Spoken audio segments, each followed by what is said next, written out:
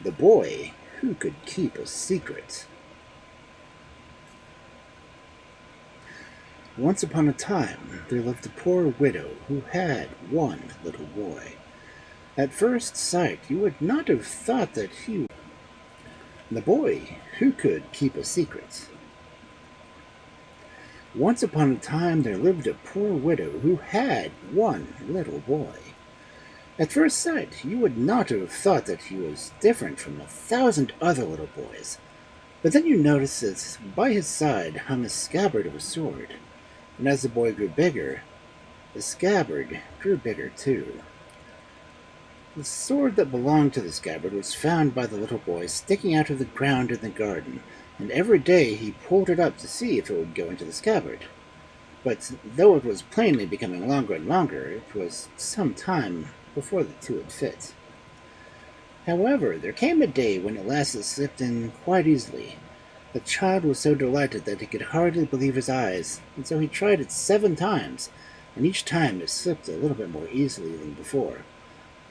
But pleased though the boy was, he determined not to tell anybody about it, particularly not his mother, who never could keep anything from her neighbors. Still, in spite of his resolutions, he could not hide altogether that something had happened, and when he went to breakfast, his mother asked him what was the matter. "Oh, Mother, I had such a nice dream last night, but I can't tell it to anyone." "You can tell it to me," she said. "It must have been a nice dream, or you wouldn't look so happy." "No, Mother, I can't tell it to anybody," returned the boy, "till it comes true." "I want to know what it is. I know I will," she cried. "I will beat you till you tell me." It was of no use. Neither words nor blows could get the secret out of the boy, and when her arm was quite tired, and she had to leave off, the child, sore and aching, ran into the garden and knelt beside the little sword. It was working around and around in its hole all by itself, and if anybody except the boy had tried to catch hold of it, he would have been badly cut. But the moment he stretched out his hand, it stopped and slid quietly into the scabbard. For a long time the child sat sobbing, and the noise was heard by the king as he was driving by. "Go and see who it is that's crying so," he said to his servants, and the man went. In a few minutes he returned, saying, "Your Majesty, it is a little boy who is kneeling there sobbing and crying because his mother had beaten him." "Bring him to me at once," commanded the monarch, "and tell him that it is a king who sends for him, and that he has never cried in all his life and cannot bear anyone else to do so." On receiving this message, the boy dried his tears and went with the servant to the royal carriage. "Will you be my son?" asked the king.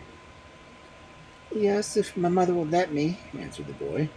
And the king bade the servant to go back to the mother and say that if she would give her the boy to him, she would live in the palace and marry the prettiest daughter as soon as he was a man. The widow's anger now turned into joy, and she came running to the splendid coach and kissed the king's hand. "I hope you will be more obedient to his majesty than you were to me," she said, and the boy shrank away, half frightened. But when she had gone back to her cottage, he asked the king if he might fetch something that he had left in the garden, and when he was given permission, he pulled up his little sword and slid it into the scabbard. Then he climbed into the coach and was driven away. After they had gone some distance, the king said, "Why were you crying so bitterly in the garden just now?" "Because my mother had been beating me," replied the boy. "And what did she do that for?" asked the king. "Because I would not tell her my dream." "And why wouldn't you tell it to her?" "Because I will never tell it to anyone till it comes true," answered the boy. "And you won't tell it to me either?" asked the king in surprise. "No, not even to you, your majesty," replied he. "Oh, I'm sure you will when you get home," said the king, smiling, and he talked to him about other things till they came to the palace. "I have brought you such a nice present," he said to his daughters, and as the boy was very pretty, they were delighted to have him and gave him all their best toys. "You must not spoil him," observed the king. One day, when he had been watching them playing together, he had a secret he won't tell anyone. "He will tell me," answered the oldest princess, but the boy only shook his head. "He will tell me," said the second girl. "Not I," replied the boy. "He will tell me," cried the youngest, who was the prettiest too. "I will tell nobody till it comes true," said the boy, "and he has said before, and I will beat anybody who asks me."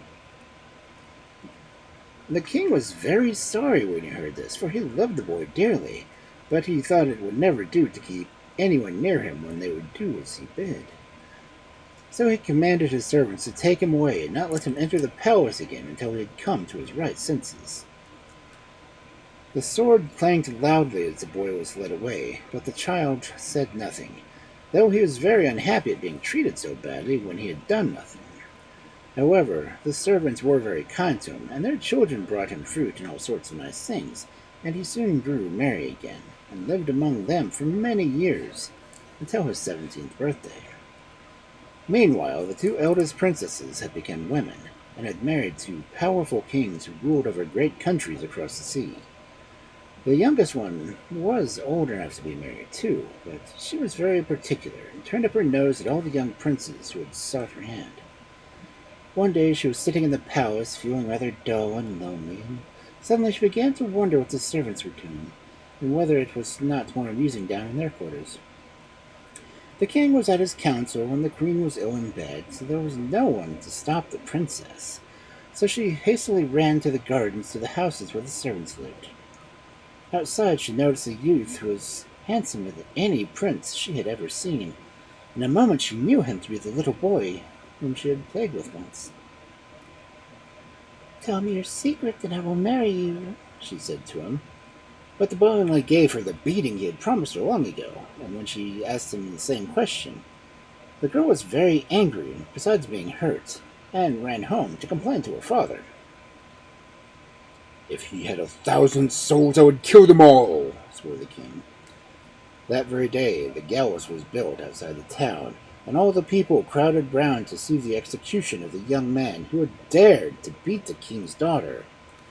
The prisoner, with his hands tied behind his back, was brought out by the hangman, and amidst dead silence his sentence was being read by the judge, when suddenly the sword clanked against his side. Instantly a great noise was heard, and a golden coach rumbled over the stones, with a white flag waving out the window. It stopped beneath the gallows, and from it stepped the king of the Magyars, who begged that the life of the boy be spared. "Sir, he has beaten my daughter, who only asked him to tell her his secret. I cannot pardon that," answered the princess's father. "Give him to me. I will be sure that he will tell me the secret. And if not, I have a daughter who is like the morning star, and he is sure to tell it to her." The sword clanked for a third time, and the king said angrily, "Well, if you want him so much, you can have him, only never let me see his face again." And he made a sign to the hangman. The bandage was removed from the young man's eyes, and the cords from his wrists, and he took his seat in the golden coach beside the king of the Magyars. And the coachman whipped up the horses, and they set out for Buda. The king talked very pleasantly for a few miles. When he thought of his new companion and was quite at ease with him, he asked him what was the secret that had brought him such trouble. "That I cannot tell you," answered the youth, "until it comes true." "You will tell my daughter," said the king, smiling. "I will tell nobody," replied the youth, and as he spoke the sword clanked loudly. The king said no more, but trusted to his daughter's beauty to get the secret from her. The journey to Buda was long, and it was several days before they arrived there. The beautiful princess happened to be picking roses in the garden when her father's coach drove up. "Oh, what a handsome youth! Have you brought him from fairyland?" cried she, when they all stood up on the marble steps in front of the castle. "I have brought him from the gallows," answered the king, rather vexed at his daughter's words, since never before had she consented to speak to any man. I don't care where you brought him from, said the spoiled girl. I will marry him and nobody else, and we will live together till we die. You will tell another tale, replied the king, when you ask him what his secret is. After all, he is no better than a servant. That is nothing to me, said the princess, for I love him. He will tell his secret to me, and will find a place in the middle of my heart. The king shook his head and gave orders that the lad was to be lodged in the summer house. One day, about a week later, the princess put on her finest dress and went to pay him a visit. She looked so beautiful that at the sight of her the book dropped from his hand, and he stood up speechless. "Tell me," she said coaxingly, "what is this wonderful secret? Just whisper it in my ear, and I will give you a kiss." "My angel," he answered, "be wise and ask no questions. If you wish to get back safely to your father's palace, I have kept my secret all these years and do not mean to tell it now." However, the girl would not listen, and she went on pressing him, till at last he slapped her face so hard that her nose bled. She shrieked with pain and rage and ran screaming back to the palace, where her father was waiting to hear if she'd succeeded. "I will starve you to death, you son of a dragon!" he cried out, and then he saw her dress streaming with blood, and he ordered all the masons and bricklayers in the town to come before him. "Build me a tower as fast as you can," he said, "and see that there is no room for a stool or a small table for nothing else." The men set to work, and in 2 hours the tower was built. They proceeded to the palace to inform the king that his commands were fulfilled.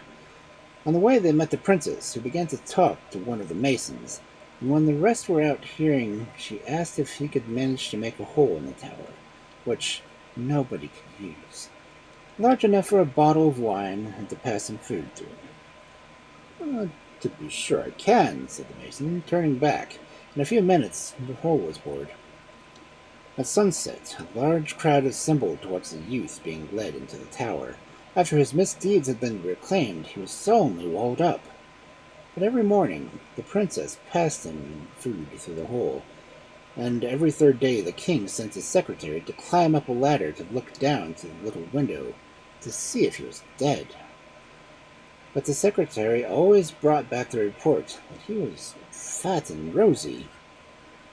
"There's some magic about this," said the king.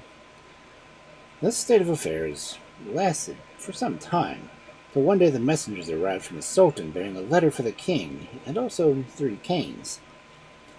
"My masters bid me to say," said the messenger, bowing low, "that if you cannot tell him what these 3 canes grows nearest the root, which in the middle and which at the top, he will declare war against you."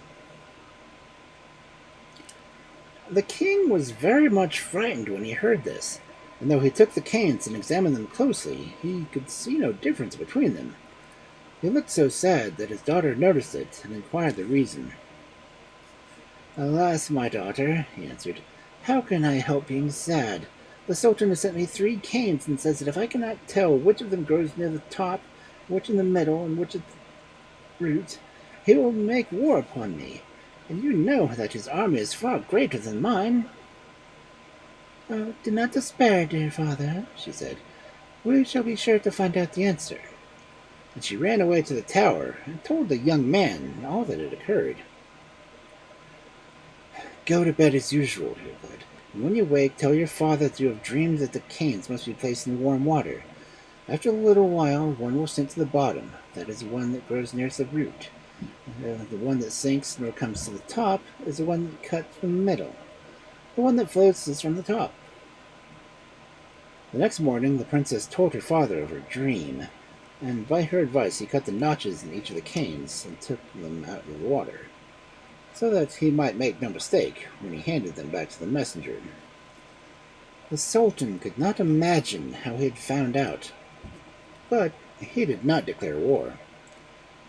The following year the sultan again wanted to pick a quarrel with the king of Magyars, so he sent another messenger to him with 3 fowls, begging him to say which of the animals was born in the morning, which at noon, and which in the evening.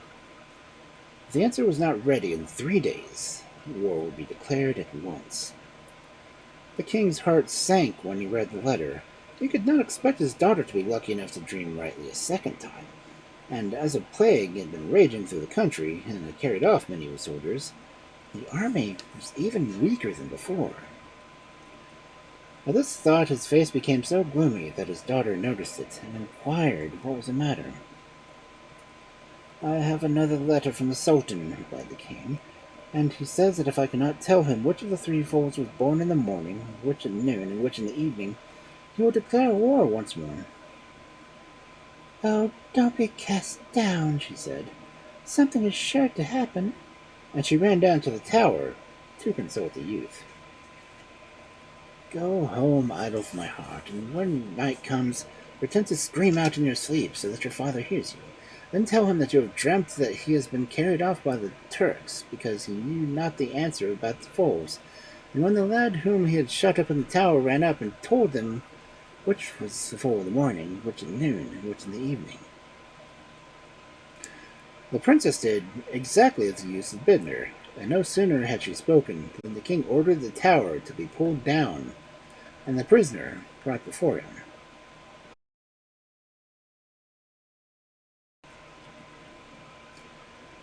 "I did not think that you would have lived so long without food," said he, "and as you have had plenty of time to repent your wicked conduct, I will grant you a pardon, on the condition that you help me with some sore strait. Read this letter from the Sultan. You will see that if I fail to answer this question about the foals, a dreadful war will be the result." The youth took the letter and read through it. "Yes, I can help you," replied he. "But first you must bring me 3 troughs, all exactly alike. Into one you must put oats, into another wheat, and the third barley. The foal which eats the oats is that which was foaled in the morning. The foal which eats the wheat is that which was foaled at noon. The foal which eats the barley is that which was foaled at night." The king followed the youth's directions, and, marking the foals, sent them back to Turkey, and there was no war that year. Now the Sultan was very angry that both his plots to get possession of Hungary had been such total failures, and he sent for his aunt, who was a witch, to consult her as to what to do next. "It is not the king who answered your questions," observed the aunt when he had told his story. "He is far too stupid to have done that. The person who has found out the puzzle is the son of a poor woman, who, if he lives, will become king of Hungary. Therefore, if you want the crown yourself, you must get him here and kill him." After the conversation, another letter was written to the court of Hungary, saying that if the youth, now in the palace, was not sent to Turkey within 3 days, the large army would cross the border. The king's heart was sorrowful as he read, for he was grateful for the lad who could help him last. But the boy only laughed, and bade the king fear nothing, but to search the town instantly for 2 youths just like each other, paint himself a mask that was just like them, and the sword at his side clanked loudly. After a long search, twin brothers were found, so exactly resembling each other that their own mother could not tell the difference. The youth painted a mask that was precisely a copy of them, and when he had put it on, no one was to have known one boy from the other. They set out at once for the Sultan's palace, and when they reached it, they were taken straight to his presence. He made a sign for them to come near, and they all bowed in low greeting. He asked them about their journey. They answered all his questions all together, and in the same words. If one sat down to supper, the others sat down at the same instant. When one got up, the others got up too.